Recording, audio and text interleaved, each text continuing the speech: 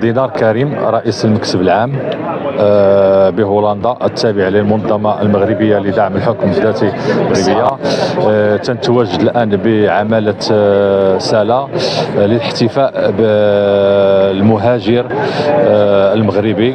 هذا اليوم ديال 10 أوت من كل سنة تيكون احتفاء وتيكون تقدير وتيكون تحية للعمل اللي تتقوم به الجالية المغربية ومتقدمه من خدمات للوطن.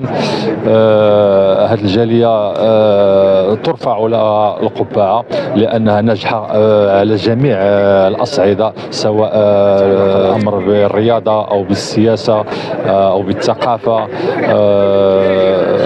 والدليل على ذلك يعني الارتباط ديالها الدائم بالوطن وبالعرش العلوي المجيد، والجاليه كلها تتمشي يعني تتاثرها السياسه الرشيده ديال صاحب الجلاله نصره الله.